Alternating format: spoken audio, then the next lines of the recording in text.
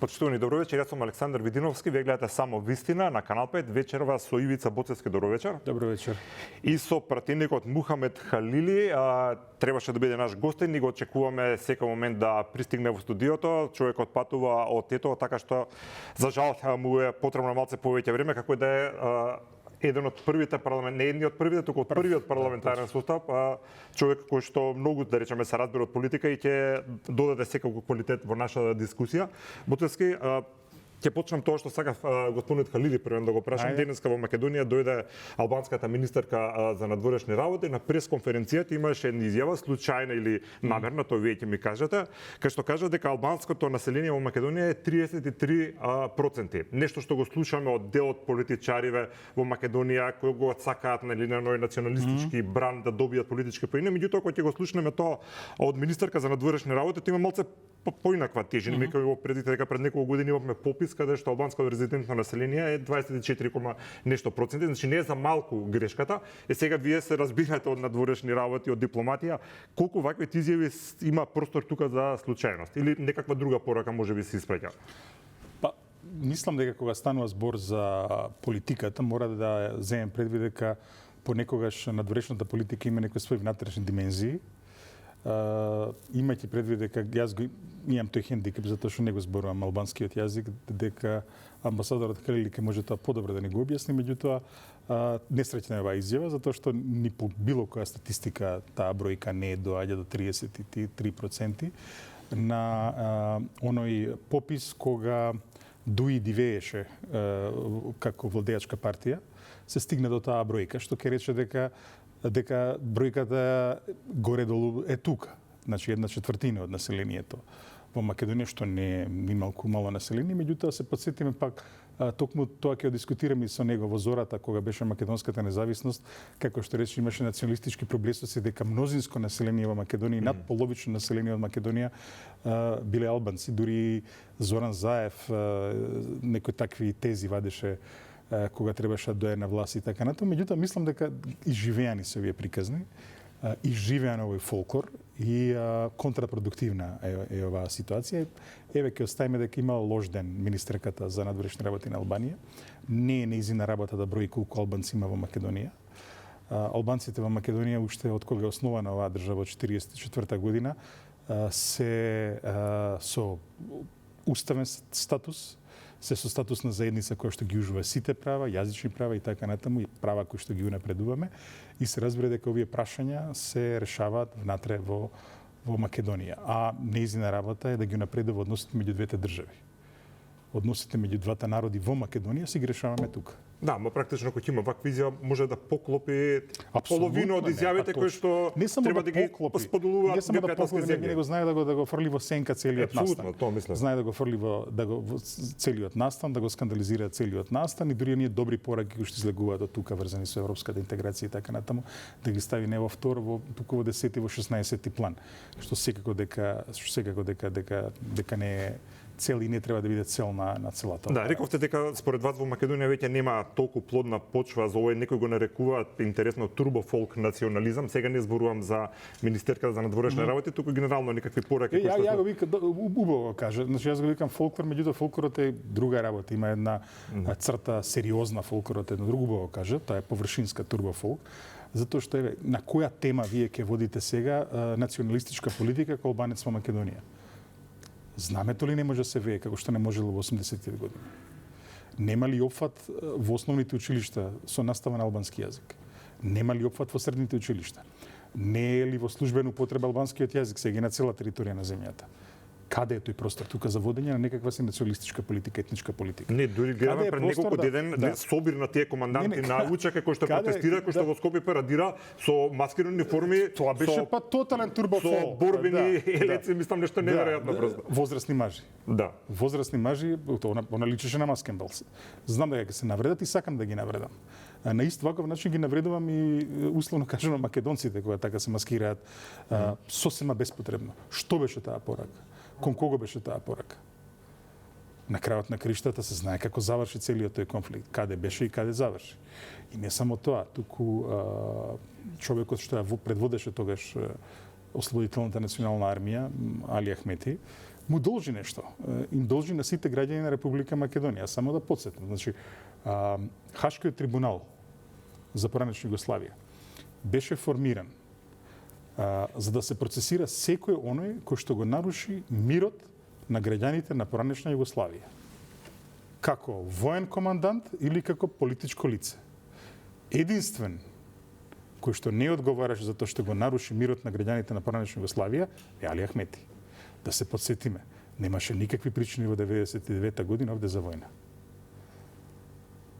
А исто така треба да се подсетиме и на комуникето број 4, кога се излезе со како беше она ослободување на светите албански територии од славомакедонскиот окупатор. Значи заслужува, ако ништо друго, граѓаните на Македонија, без разлика, македонци и албанци, мирот беше нарушен на сите. Едно големо извинување од Али Ахмети за тоа што го направи во 2001 година. Извинување не добивме, меѓутоа оваа држава над него и на неговата партија му пружи 20 години да биде власт. Токму затоа. И не само тоа, туку да се разбереме, рамковниот договор ниту една неговата идеја беше светите земји ќе ги ослободува од славомакедонскиот окупатор, така. Идеите на кои што се базираше рамковниот договор и на кои што се развива Македонија 2001 година не се негови идеи. Ниту една идеја не е негова. За тие идеи може да ни зборува амбасадорот Халили кој ќе дојде овде.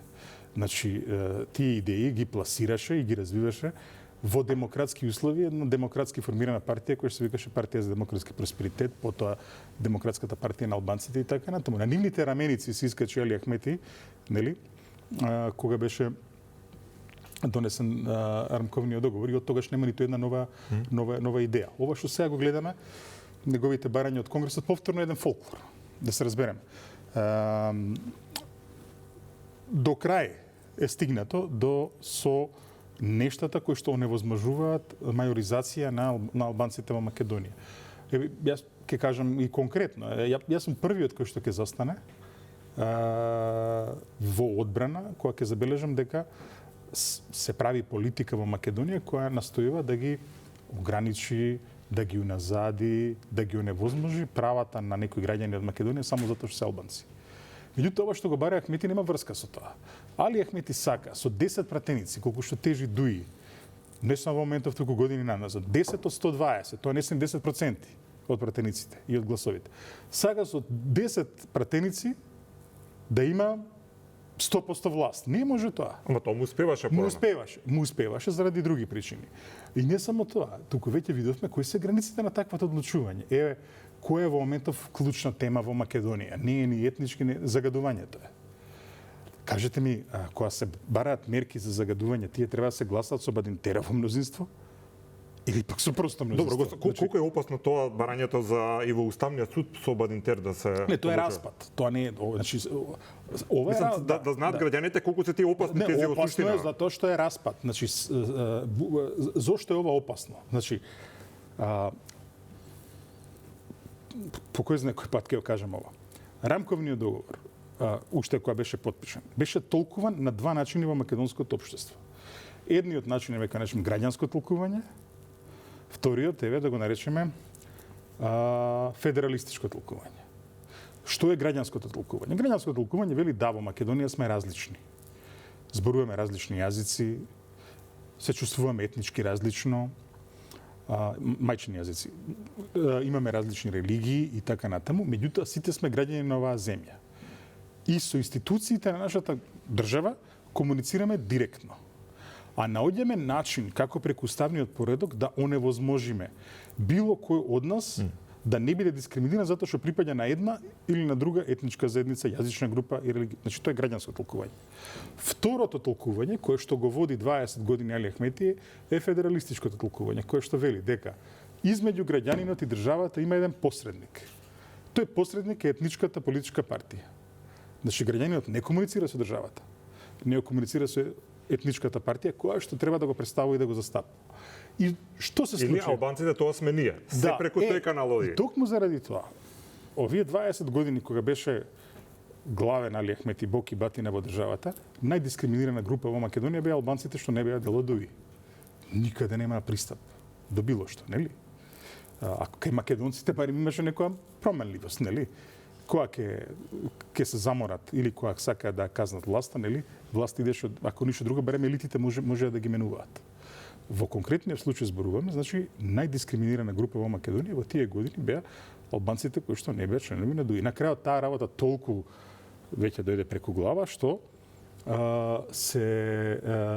гледаме неколку избори поред кога тој не го добива мандатот. Дали се извинувам што прекинувам, дали граѓаните сватија, сега зборувам и за албанците исто како и за македонците, дека без разлика кој од која етничка група е, дека во оваа држава сите делиме исти проблеми. Го споменавте и загадениот воздух, дека поделбите се само во тој наратив на поделби премногу го форсираат политичките партии за свој интереси, а граѓаните немаат проблем никако да се со векови меѓу себе се комуницираат. Исти функционираат. Можеме да разликуваме. Има во Македонија точно има многу мал процент тоа на вистински екстремисти. Националисти. Има во сите етнички групи. Не, ама има еден мал процент. Но тоа е мал процент, тоа е маргина. За жал, во Македонија има една многу убава изјава на еден познат американски автор дека патриотизмот, во наводници патриотизмот, е последното засолништење на никаквеците. На барабите би рекле. Значи, кога една партија губи од својот рейтинг, тогаш инструментално се подигрува со национализмот со цел за да може да дојде повторно да ги освои симпатиите. Тоа е политика на тоа е политика на краток здив. Видовме и тоа, пак се со ДУИ се занимаваме, нивни беше конгресот. А има проблем, се вадеа чизмите од таванот, се мафташе крвавата кошула на УЧК и едно друго и нели, час ќе отидеме зелени, ајде пак у национализам. Час не знам у Европа, ајде пак у национализам. Значи, пак ќе кажем, тоа инструментално се користеше и се користи за жал. И не се ДУИ единствени, значи со тоа знаеле се подигруваат и другите партии, со тоа знаеле се подигруваат и СДСМ, и ВМРО, ДПМН, и сите политички партии во Македонија, тоа е жалосно. Меѓутоа, мислам дека после 35 години демократија некои лекции се научени. Посебно се заучени лекциите колку е опасно подигрување со овие и вакви чувства. Малце да расшириме темата, сакам да не испадам дека за ДУИ само разговараме така некако се наметна. Само за една анегдота ти кажам, сега нема да ја кажам актерите, до каде иде оваа работа. Значи во една од владите во Македонија треба да се гласува на точка кога се менува од летно во зимско мерење на времето. И министерот кој што води седницата вели еве тоа ќе опреме, баре некој збор. Бара збор еден министер од ДУИ. Повелете, вели, ако ова вика не се реализира кој што ние бареме, ќе има војна. За времето. За времето. Чекај, ова е анегдота или вистинска случај? Вистинска случај. На тоа представаш вели, почекај, извини, знаеш нека. За 2 точки ќе биде војната. Сега прво времево да го смениме. Да. Зошто кажувам ова? Го кажувам затоа што за жал добро сликува реалноста. Ја сликува реалноста, да. Јасно. А малце да ја расшириме темата, кажавте дека 25 години се занимаваме можеби со еднисти прашања, меѓутоа држава од 35 години или колку да е веќе независност се не успева да ги реши основните проблеми на граѓаните. Ние се уште 20 години повеќе разговараме за загаден воздух и тоа се уште не е главна тема. Зошто не успеа политичарите, а и ние како граѓани, можеби со нашиот избор, да направиме оваа држава да не биде толку песимистички расположена. Песимисти се граѓаните. Некој ќе рече како владеат политичките партии изминативе 30 години, излезете на улица, видите им ги лицата на граѓаните во Скопје, во сите градови, како изгледаат, дека изгледаат на луѓе кои што се и сиромашни, и им е тешко, и имаат проблеми. Сега зборувам за мнозинството. Многу ме жалува што ќе го зборам. Меѓутоа, изградивме држава на несреќни луѓе за жал. Како тоа да успееме некако да го промениме и која е причината зашто тука сме? Тоа е точно, друга страна секогаш кога имало избори, на тие избори се легитимираат истите политички партии. Така што сега како да кажам, избори имаат граѓани, кој друг? Нели секој народ има онаква власт каква што заслужува. И мислам дека понекогаш знаеме за да бидеме интересни и телевизични, дури и да претеруваме малку со песимизмов, наместо да се занимаваме со една реална анализа. Значи причината зошто проблемите не се решаваат треба да видиме, да ја разглобиме на крајот на краишта. Не мислам дека точно е дека популизмот секогаш ја следи демократската политика, меѓутоа да се разбереме, овие проблеми не се решаваат преку ноќ, ова се долгорочни проблеми кои што бараат долгорочни инвестиции, кои што бараат меѓу другото еден вид на консензус, ако ништо друго, барем околу правецот. Одлично се согласувам. Меѓутоа, зошто не почнеме вистински да ги решаваме работите, бидејќи истиот одговор го даваат политичарите и кога зборуваме само да се извинам околу загадувањето, велат ова е еден проблем кој што е системски, кој што ќе треба многу години додека се реши, тоа е точно. Меѓутоа, многу години велат дека треба многу години. Зошто не почна тебе? Треба да речеме 5 години, ама првите чекори кои што ги превземе се тие и тие. Зашто тоа не го гледаме? Затоа што сите влади во минатото истото го зборува. И ние пак се гушиме, не успеваме, не знам, воздух да се створиме чист. Мислам, до толку базични проблеми се уште имаме, што е тажно. Мислам, во Велика Британија во 50-те години со ова се занимава. Да, ама и таму се занимавале со години се. Не го решиле преку ноќ, значи да се разбере. Али не за 30 години. Децении биле и таму. Мислам, Темза немало риби во Темза век и половина. Се, ако веќе зборуваме. Ако ние нас ни треба толку години, тогаш значи дека ниту едно искуство да не е превземе. Толку нема да ни треба, меѓутоа сигурно нема магично стапче кое што ги решава овие проблеми. На крајот на криштото и токму тој е проблемот. Значи, често знаат, за жал, дел од политичките елити се фокусираат на кратенки. Нема кратенки. Ако не се тргне по патот, нема да се реши вистинскиот проблем. Нема магични стапчиња. Добро, да направиме кратка анализа за моменталната политичка состојба во Македонија. Секоја недела си имаме една тема која што нели како ние како медиуми ја џвакаме, јавноста ги преживува прес конференциите на политичките партии, така изминатава недела беше околу мигрантите, заврши, веќе нема ништо од тоа. Претходно беше за прислушување и тоа заврши. Значи цело време ни се сервираат некои теми, а овие што се големи прашања ни остануваат некако така да ни лепдат, кој ќе се ослободи простор меѓу неколку афери да разговараме за нив. Кажете ми, еве за ДУИ направивме една мини анализа, сакам во наредните 15 минути да ги поминеме и другите партии, мислам дека ќе биде фер. Има ново раководство, старо ново раководство и во СДСМ, што може да очекуваме? Како вие гледате на луѓе кои што сега ќе работат во партијата и да ја направат сериозна опозицијска партија? Па мислам дека секогаш просторот за реформа на една политичка партија, просторот за реформа и освежување и кадровско и програмско и од секој друг аспект е кога партијата се наоѓа во опозиција.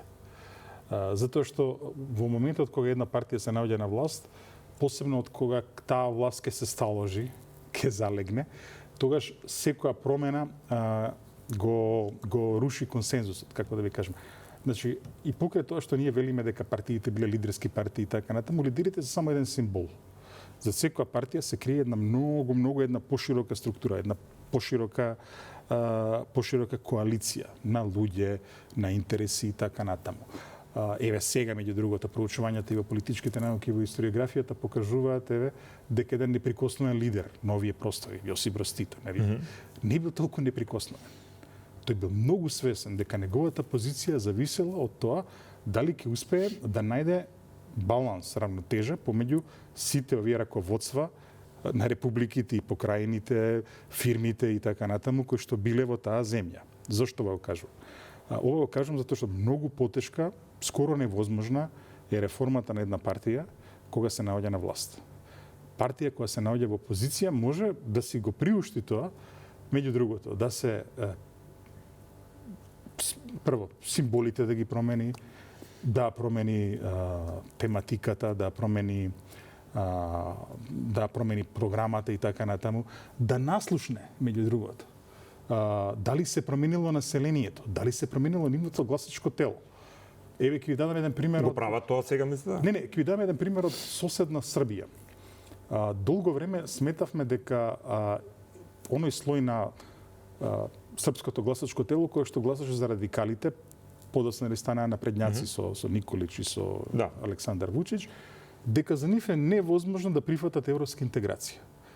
Во моментот кога овој ја напушти радикалната партија и направи напредна партија, одеднаш ќе каже ние сме за Европа. И тоа го преживе и сите се чудеа како го преживеал тоа. Кој ви е поентата? Поентата ми е. Ова е моментот, еве го спомна СДСМ, да наслушнат, да видат како нивното гласачко тело меѓу другото се видоизменило, како граѓаните на Македонија се видоизмениле. Мислам дека после оние големи шокови кој што ги приреди поранешниот лидер на СДСМ Зоран Заев. Ако таа партија сака да се врати во седло, условно кажано, дека мора да се, условно кажано, напушти комплетно заевизмот. Односно дека односот кон Преспанскиот договор, односот кон бугарскиот предлог, односот кон патриотизмот, кај што тој го кажуваше, како што тој го дефинираше, треба подитно да го фрлат низ прозорец. Види, најуспешна не национална, ако сакате и националистичка партија во Македонија, во својата историја бил Сојузот на комунистите на Македонија. Тие се нивни наследници. Значи не е тоа дека не им личи нив националната тематика, патриотизмот и така натаму. И дека нивото гласачко тело во тоа не се А зашто мислите дека избегале од тоа? За нивниот свет предпоставувам дека Преспанскиот договор и членството на НАТО исполнување на најврвните стратешки цели на Македонија. Не, избега затоа што смета дека има некои дека во позадина, нели, некаде тајно зад кулисите Зоран Заев си имал договорено жедни да ги преведе преку воден лисите и пак Македонија си дое на своето, тој и така го предаваш. И го предаваш. Мислам дека, значи без да се напушта европската интеграција. Че кога што кажавте многу интересно. Не, апсолутно. Што мислите вака подиректно кажано? Подиректно кажано да се вратат онаму на оние врвици кај што беше таа партија на почетокот на независноста, каде што беше со Црвенковски, со Хамџиски, со Илинка Митрева и така натаму. Значи тоа се луѓето кои што возможуваат таа партија да лета на 400-500 гласови. Очекувате со ова раководство да се вратат на тие стари славни патеки? Па не покажува таков знак. Гледам и со луѓето со кои што се обкружува. Значи таму е потребна една јасна реформска како да речам ориентација. Не само тоа, гледаме трошат време на судир со знам. И тоа трошат премногу време се. Наместо да гледаат, затоа што таа партија нели произлезена од СДСМ, наместо гледа да и коптираат назад, тие уште повеќе ги клоцаат надвор од себе. Не знам како замислуваат. Не сам Максим Димитриевски во собрание беше на 27 април човекот со нив заедно. Не знам како замислуваат да дојат повторно 400-500 гласови кога се изолираат од сите. Значи, читај ги анкетите, што мисли македонскиот народ за Преспанскиот договор. Нивните гласачи што мислат за Преспанскиот договор. Читај ги анкетите, што мислат за овој бугарскиот предлог. Не таму одат. Сега сваќам, таму има некакви си интелектуалци, унаводници, па и реални интелектуалци кои што тоа го мислат. Тргни ги тие. Значи не можеш со еден грст луѓе кои што тераат некоја политика, некоја реторика кој што никој не разбира, ти да водиш национална политика во со која што пола милион гласачи ќе се препознаат во Македонија. Невозможно е тоа. А зошто со мислите дека не го сваќаат они тоа? Не, мислам дека не го сваќаат. Мислам дека што знам, мислат ли дека народов е некој бунило и така натаму. Исто, например, и онаа работа лидерот ни Филипче ја повика, како беше, ја повика Европа да помогнала во борба против авторитарната власт во Македонија. Па мислам, чудовишно е тоа. Значи, како мислам, вон секоја здрава памет е. Значи, ако нешто беше добро во Македонија на времето е тоа што тие двете стожерни партии, кои беа стожерни партии ВМРО да помени СДСМ, не е веќе СДСМ. Што падна по 200.000 гласови, не е стожер. Значи, не се бориш едни против други со концепти. Ја мислам држава вака ќе ја тераме, ја мислам државата вака ќе ја тераме. А не сега ќе викаме некој од надвор. Мислам, замисли како звучи кај обичниот народ кога го слуша тоа. Ама тоа е таа психологија што се гради дека секојаш некој од надвор нешто ќе каже апсолутна вистина. Тоа е луда психологија. Мислам, пази. Значи како тоа се не им веруваш на своите граѓани дека ќе ја срушат власта со гласање, па ти треба некој ти доаѓа од надвор, а демократија е. Како така? Добро. Значи еве тоа зборуваме, тоа е значи тоа е еден сериозен проблем за држава затоа што се гледа, посебно после локални избори, дојде до целосна консолидација на власта околу ВМРО ДПМН. И нормално е, значи, нели, бродот која плови треба да биде уравнотежен. Ако се навали многу на едната страна, може да се преврти, така? Токму заради тоа ни треба јака опозиција, која што ќе овозможи тој брод да се избалансира. Во моментов тоа го немаме. И тоа е проблем за држава. Тука би влегле во анализа на ВМРО ДПМН како партија, не само целата плата. Кажете дека они се нели се на власт, на сите полуги на власта ги имаат. Бродот може да се накриви ако е слаб СДС. Дали СДСМ, дали гледате мала деклинација во тој брод на Па сега ќе видиме. моќта на апсолутната власт. Ќе видиме сега, после нели конгресниот мандат што го доби лидерот на ВМРО ДПМН Мицкоски, тој најави промени. Денеска во медиумите имаше реакции на изборот на ВД државен обвинител. И внатре во партијата, нели, и во владата, значи ќе судиме од кога ќе заврши овој процес, да видиме, како што реков, ужасно е тешко во опозиција која една партија на власт да прави промени. Ќе го цениме, значи, неговиот напор кога ќе заврши овој процес, како го тој го рече каде март-април треба, нели, да се заокружи и внатрешната промена во партијата и потоа промената во државата. Ајде да видиме како ќе осмисли, затоа што меѓу другото изборот на луѓето во новото раководство на ВМРО ДПМН и во владата ќе ни даде исто насока во кој правец и тој ја тера државата. Очекувате да има некакви промени или Па, тимот мора што да има. победува, тоа е тоа. Би требало да има промени, затоа што знаеш очекуваме се, нели, да видиме кој е тој нов правец, нели, каде што ќе се движи државата. Претпоставувам дека ќе се сочуваат овие европската интеграција, ова насоката кон внатрешни реформи, насоката кон привлекување странски инвестиции, но да видиме и во кој Да видиме, меѓутоа дел од граѓаните, па веќе владата една третина, ако не се лажам од мандатот, веќе го одработува, дел од граѓаните, а тоа се свесни и во ВМРО ДПМН бидејќи нивни представници го изјавуваат, дека можеби граѓаните очекуваа малце побрзо некои процеси да се одвиваат и порешително. Дали вие Па еве сега ќе видиме тоа. Најде. Дали перформансите на владата и на партијата се на ниво кое што и вие лично очекувате? Види сега имавме сега избори. Сега што да зборуваш, кога ќе завршат изборите, клапно удрило. Парламентарните избори не беа сега. Без разлика сега на крајот на криштата ги воздигна и власт и опозицијата, па и дуи и вреди, нели ги издигна на ниво на референдум, како што е секојаш изјаснувањето, така што граѓаните го дадоа својот суд. Дека даваат шанса, нели, уште еднаш. Сега да видиме. Дават и рейтинзите, последните анкети се дават тоа, така што сите очекуваме нешто да се случи конечно побрзо и подинамично и порешително. Вреди ги спомнавме, значи и тие чекаме да добијат некој идентитет.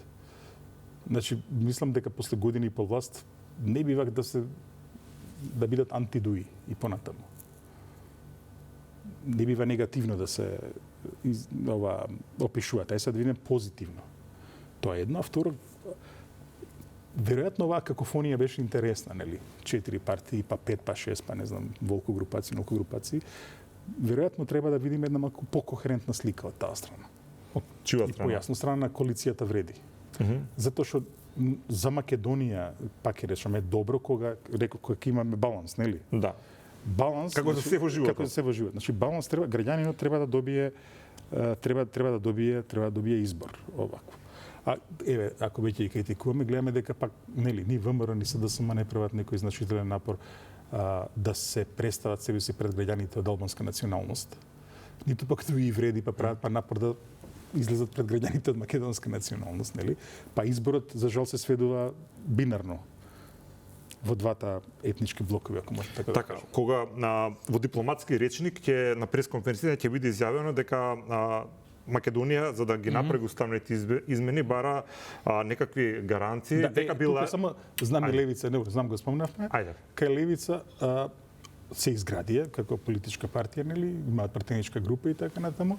Претпоставувам дека во моментов од нив се очекува да почнат да нудат и политики, односно сериозни политики што се однесуваат на секторски политики, загадување, енергетика. До сега не го гледате тоа? Па не гледам. Значи до сега гледаме добро, во ред расте на еден експлозивен начин, условно кажано, успеа да фатат една младешка енергија која што секогаш е интересна и сега треба да созрее таа работа е веќе кога ги цртаме нели сите што добро, некој може да види на начинот на кој што владеа локалната самоуправа во минатиот состав има своји директори по музеи, по библиотеки, така што нивниот кадар не е толку непроверен. Можеме да ги видиме перформансите. Да. Ајде да видиме во други области така натаму. Добро, ќе го повторам прашањето. Одиме на тема европски интеграции, кога министер за надворешни работи на пресконференција ќе каже дека ние лобираме за тоа Македонија да добие некакви гаранции дека билатералните или идентитетските прашања нема да бидат пречка за утре да не уценува, да не може да го продолжиме патот кој сите други нормални држави. И ќе каже дека има се поголемо разбирање кај земјите членки на тој наш став. Тоа е според вас производ на лобирање изминатиот период или едноставно целата ситуација е апсурдна и луѓето сваќаат дека не може веќе вака? Не види, не може да биде само не паѓа тие работи од небо. Значи мора да има реална Дали се изработено? Да, реална работа мора да има, па види, јасно е сега, барем пораката што излегува уште од изборот на владава, не само и претходно, уште кога беа протестите во 2022 година по склучувањето на тој договор, дека Македонија се најде во зид со целата оваа ситуација и дека Македонија премногу даде и тоа премногу даде на теми кои што не се врзани со европската интеграција. Пази, кај Хрватска, која влегуваше, и кај другиве земји, тоа имаше некоја цена која што беше мерлива и таа цена беше економска и социјална. Во смисол, не беше лесно за Хрватска бродоградилиштата да ги затвара. Или за некои други на арбитража да отиде со Словенија. За други земји да приватизираат нели железари, банки и така натаму, значи тоа значи расте невработеност и така натаму. Не се судри Македонија со таква работа, него Македонија се судира со дефинирање на државност, што е вон секоја здрава памет. Значи идејата зошто Македонија сака да влезе во Европската унија. Македонија веќе има едно позитивно искуство со нејзиниот развој во една друга интеграција во Југословенската федерација. Југословенската федерација возможи рамка каде што Македонија се развиваше културно, социјално, економски, политички и така натаму. Сите институции тогаш ги тоа. Како мала земја, значи, свесни сме, не можеме ние да имаме голем пазар и така натаму, мора да сме дел од некои пошироки интегративни текови. Европската унија нуди уште поголема рамка, нели? Југославија на стероиди, нека ќе рече. Па не, ги спомнавме националистите, нели? Зарем имаше голема Македонија од Југославија? Да, Европската унија. Во моментот Македонија која ќе биде во Европската унија, поголема Македонија во живот нема да има. Од Хелсинки до Кипар, нели? За таа голема цел, до каде можеме да одиме ние со компромисите?